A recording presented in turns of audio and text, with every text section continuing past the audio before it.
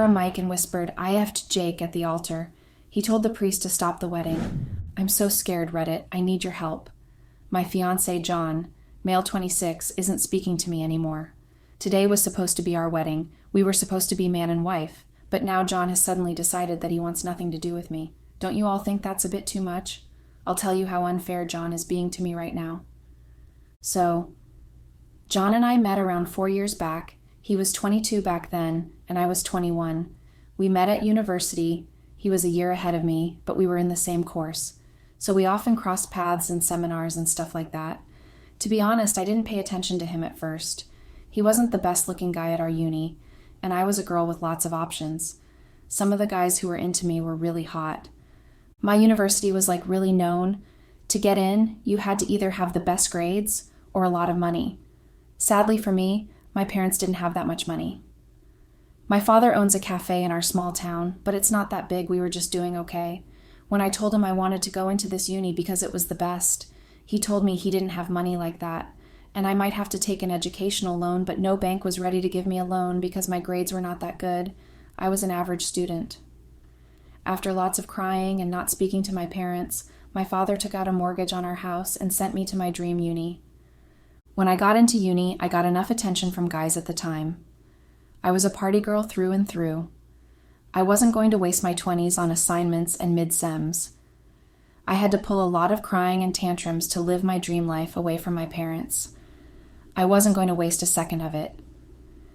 I strongly believed that there is life outside academics and found my circle of friends who believed that as well. Me and John couldn't be much different. While I enjoyed clubbing every Friday night, he was getting ahead on next week's reading. But we crossed our paths when I got an F on human rights course, and my prof asked John to help me as he was her brightest student. I wanted to keep my and John's meeting quiet, hush-hush, because he was nerdy, and I didn't want people in our uni to know that I talked to him. I thought he must be a scholarship kid or something lame like that. But one day, one of the girls from my group saw me studying with John, and later she asked me if I was with the John Wilson. I was shocked, and didn't understand why she was referring to him as some sort of celebrity. That's when the entire group told me who John really is. So John was not a scholarship kid like I had thought. In fact, he was the son of one of the board members of the university. His family owned a luxury hotel chain across the county and had donated an entire wing to the campus library last year. I couldn't believe that my nerdy tutor was so rich. Apparently, after John's first t-ball season, his grandpa bought a minor league baseball team and said if his grandson was going to love baseball, they might as well own a piece of it. Now that was absurd, but it gave me a good idea on how rich John actually is. It made no sense why he was so into academics when he could do nothing and still be the richest guy around here, but they all just shrugged and said John didn't like to flex and liked to be low-key. He was that type of guy who wanted to do things on their own and whatever. From that day, I don't know why, but I started paying more attention to John. It was like a sudden pull between us. I would get both of us coffees before our study sessions. I even tried to pay attention to studies to impress him, but that was a lost cause. However, on my next assignment, I did manage to get a B, and John said I did well. I didn't tell him that I cheated off the girl in front of me, but yeah, that's how we formed a friendship. I asked him for his help, and being the good guy that he was, he couldn't refuse. I became more touchy-touchy in between our sessions, but nothing too direct. I could tell that he was beginning to like me. I would ask him to tell me more about his family, and he said they were all good. I pretended like I didn't know he was Mr. Richie Rich. And after 2 months, he told me that he really liked spending time with me, and that he really appreciates that I liked him for him and for his personality and nature. He asked me out on a date, and that's when we started dating. On our second or third date, when I told him my father owned a cafe and asked about his family, he casually mentioned that they manage a hotel chain like it was extremely normal. I never told him that I knew about it already. I didn't want him to think that I was like other people who were only with him for his money because I wasn't. I genuinely liked him, but I also knew that I had to make sure he was really into me and didn't get bored quickly. So I asked girls in the dorm how to keep a guy hooked. They all gave me advice. Some were really lame, like be his support system or let him know you care so much. Nothing really hit until this one girl, Shayla, told me that the best way to keep a guy hooked is to give him attention, but not too much. That sounded interesting to me. I asked her more about it, and we chatted till 3 a.m. that night. She told me how that's how her BF was obsessed with her and kept showering her with luxury gifts. Me and Shayla instantly became best friends. It was easy because of Shayla that I was able to keep John interested in me. I would text him with lots of love and attention, and we would talk till 2 a.m., but then didn't reply to his texts for 2 days straight. You might think, why am I telling you all my tips and tricks? But I want you all to know how much effort and thoughts I had put in this relationship. I had wish-listed everything I wanted in every shopping app and kept making casual comments how I would buy this smartwatch when I got enough money, and John would just smile at me, and I kept expecting him to give me those things, but he didn't give me a single thing, guys. When I told Shayla about this, she told me that John was getting too comfortable, and we needed him to realize I had other options. So I kept talking to other guys more openly, even told John about them, but he didn't take it as a competition. He told me if I wasn't interested in him, I should tell him clearly. I told him that I really liked him, but I didn't know if we were exclusive because we never had that talk. John said it was pretty obvious to him, but I told him that no, the other girl in dorms have told me that when guys wanted to be exclusive, they sealed the deal with gifts or something like that. Finally, John got the hint and got me some gifts, the smartwatch I wanted, and some more stuff. That is how we started dating. Do you guys see the efforts I put in just to get exclusive with this guy? Anyways, we started dating and everything was going well. I didn't have to worry about paying during dinner dates or anything. I asked John to loan me some amount and that I would return him when my dad gave me the pocket money. This became the norm every sem. This loan was sufficient to fund all the club entry fees and money to score some weed in the campus. John obviously didn't know I was spending money on these things. I told him I needed girls' things like dresses, bags, and stuff. He never used to ask for his money back, and I never bothered to give it. He didn't know my father always gave me money.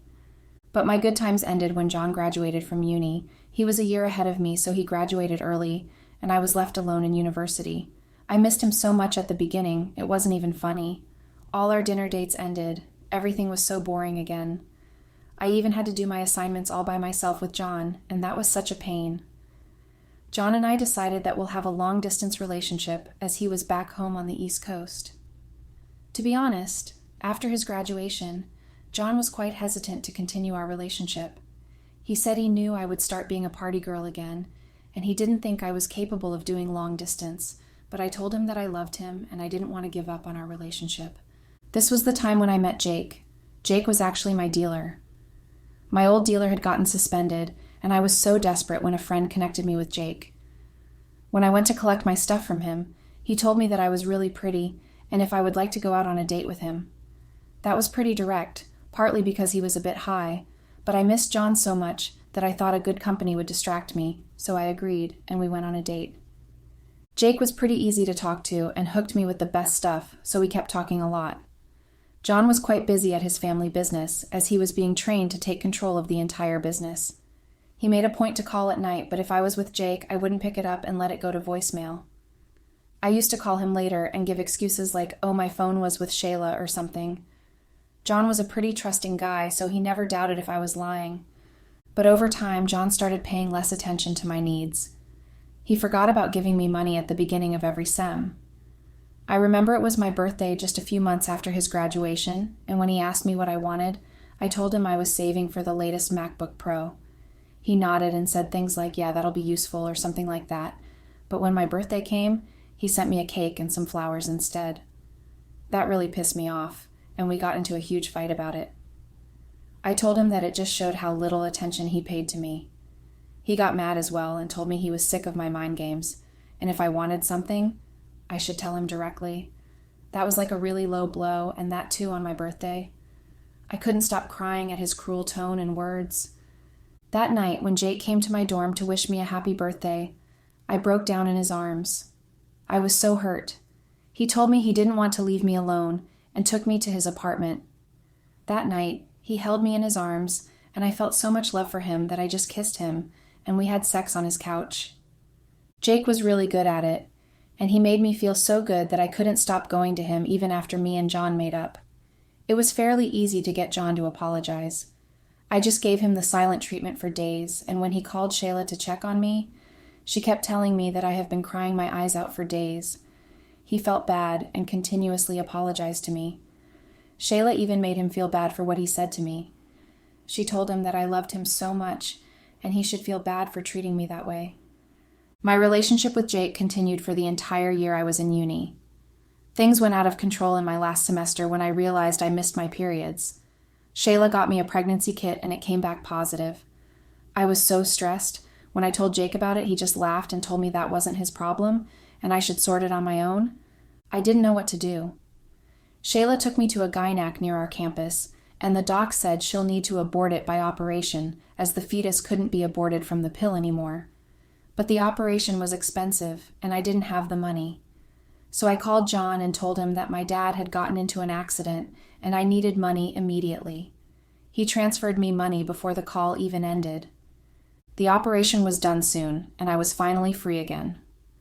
I thanked John for helping my family in the time of need, and when he asked if we should go see my dad, I made some excuse that my family would stress to make him comfortable, and we shouldn't trouble them.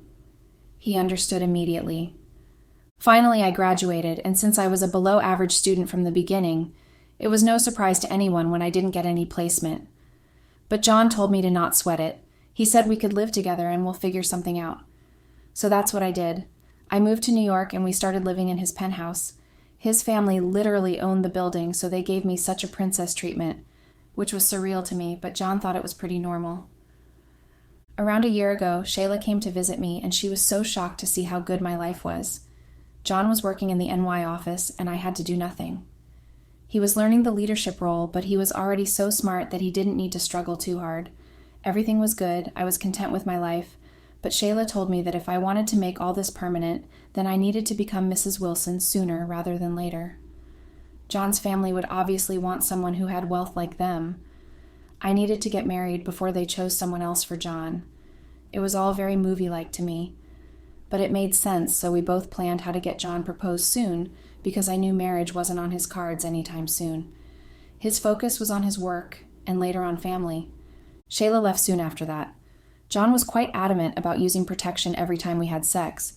Every time I told him to go without it, he told me that we couldn't be irresponsible.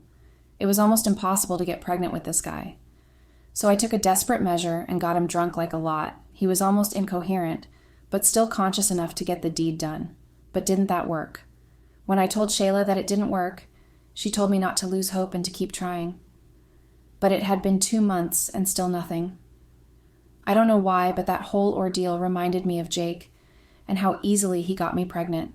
So I called him up, and when he told me he was also coming to New York for a weekend, I told him to hit me up for a good time. That weekend when Jake came to the city, I told John I was going to visit my aunt from my mom's side who was visiting. He asked a few questions, but I had already planned to answer every question. I told him I was going to spend the weekend with her. He told me to have fun and to be back soon. That weekend, me and Jake fucked like bunnies. We didn't leave his hotel room even once. We got room delivery the entire weekend. By the end of it, I was so tired, but still satisfied because I was so sure he got the job done and I was right. I missed my period the next month as well. I instantly got a pregnancy kit from the pharmacy next block, and my happiness couldn't be controlled when it came back positive. I told John to come back home and shared the news with him, but instead of looking giddy like me, he looked a bit hesitant. I asked him why he wasn't happy. He said we always use protection, so how could I be pregnant? I told him that they were not 100% sure. And anyways, from last month we both had sex when we were drunk, so who knew if we used protection or not? That seemed to make some sense to him. I told him babies were God's blessings, and we should be ecstatic about it. He hugged me and we both decided that we should tell our families soon. I saw my opening and told him that my parents were super religious and we couldn't tell them like that. They would get super mad that we were having a child out of wedlock. He seemed to understand where I was getting at and just kissed my forehead. He proposed to me days later with a 10-carat engagement ring. It was everything I wanted. I was finally getting the man and my life was on track. We set the marriage date, today September 13th, but instead of being Mrs. Wilson, I'm still single and now I'm homeless and pregnant as well. Yeah, that's not what I expected as well. The first person I called after getting engaged was Shayla. She had been by my side through thick and thin, and I genuinely considered her like my sister. I asked her to be my maid of honor, and she agreed. The whole preparation began. I was hesitant about John's family reaction towards him marrying a noonie, but they all were really kind to me. His mom told me to call her mom and that she was really happy to have me as her daughter. She told me to spare no expenses and even told me that she can call up a very famous designer to design my wedding dress like that was really normal. Me and Shayla got busy with my wedding preparation. John was busy with work, so he was not very involved, but that was for the better because he was so basic that I didn't want any of his input. Shayla's BF had broken up with her, so she was single and had time to spare, so I took her help. I told her to not worry, as she can hook up with someone hotshot in my wedding. But by the end of July, I started noticing that John was acting a bit different towards me. It was like his mind was somewhere else. He started zoning out, and that worried me a lot. I asked Shayla what I should do, and she told me not to worry about it.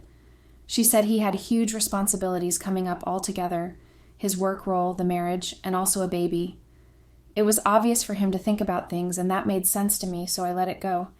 Shayla and some other friends from college threw me a bachelorette on the last weekend of August. The same weekend, John was having his bachelor's party with his friends. John had already told them to not do anything over the top. But I had no such instructions. My friends were free to go crazy. I was going to get married, and I wanted to have all the fun. They had booked a luxury resort, and all of us had fun. There was even a male stripper, and it was all great. But Shayla had a surprise for me on our last night, and that surprise was Jake. When I went into my room that night, Jake was there waiting for me. He told me that he was here as my wedding present, as I deserved to get laid properly before getting married. I thought of it as my last hurrah, as I spent the night with him. I swear I had already decided that I would never cheat on John after getting married. I had decided to be a faithful wife to him and a loving mother to our baby, but all my plans were killed today by the two people I trusted most. So like I said, John was already acting quite differently. He started staying a bit aloof, even more so after that weekend. I even asked him if he cheated on me. He looked at me and asked if I had cheated on him. I kissed him and told him that I only had eyes for him. He nodded and told me it was just stress from work, and I was so stupid to even believe it. We stopped having sex. He said we should be careful as I was pregnant, and it made sense to me. Plus, the wedding preparation was really hectic, so I didn't pay enough attention to him.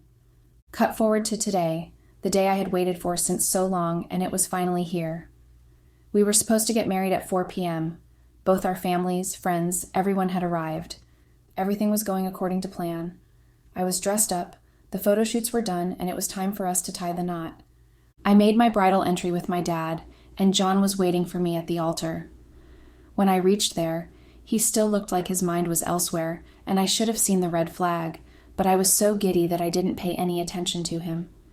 But before the officiant could start, John asked if we could wait for a few minutes, as his important guest was yet to come. I didn't know who was so important, but I couldn't ask him that in front of everyone, so I just shrugged as we waited. Shayla, who was my maid of honor, came near me and asked me if I needed something as I was pregnant and all that. I told him I was all good, and we started talking to pass the time. Most of the guests were busy in their conversation as well. Even though John was busy talking to his groomsmen, me and Shayla somehow started talking about the bachelorette, and she told me it was so fun, and I agreed wholeheartedly and told her the best part was how getting railed by Jake all night, and suddenly the entire hall was silent. You could literally hear a pin drop at that point. That moment is so fresh in my mind right now, even typing about it hurts. I was shocked for a second before I realized that everyone had heard what I said, and it was because Shayla had put those small mic on her dress and switched it on before I said anything. I looked at her in horror and shock. I didn't understand what the hell was going on, but Shayla looked sheepish, and when I turned to look at John, he didn't look surprised at all. In fact, he then announced that he had a small gift for me, and then signaled to start the slideshow. The slideshow, which had pictures of my bachelorette of me sleeping with Jake. There were pictures of me on my knees, naked, of me on top of him. It just kept on going. John then told everyone that this was how I spent my bachelorette. You could literally hear everyone gasping. I couldn't even look at my parents who sat in the first row. I was so confused as how he got the pictures. Why did Shayla switched on the mic? When John looked at me and said I must be thinking how he knew everything. He then told everyone that Shayla, who was supposed to be my friend, That bitch had called John in July and told him that I was deceiving him, that I was marrying him for his status and wealth. I couldn't believe it, but the look on Shayla's face made it clear that she was behind this. She even told John about my pregnancy in college, and John revealed that to everyone as well.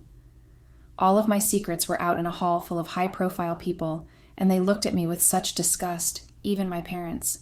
The slideshow even showed those images. Me kissing Jake in college. There was a video of me and Jake making out. We were high in that video, and I knew Shayla had taken that video. She had also taken a video of my pregnancy reports, and now everyone could see everything. I still had hope that John may leave me, but he won't abandon his child. I stopped crying and went to his side and told him to forgive me, not for my sake, but for our child's sake.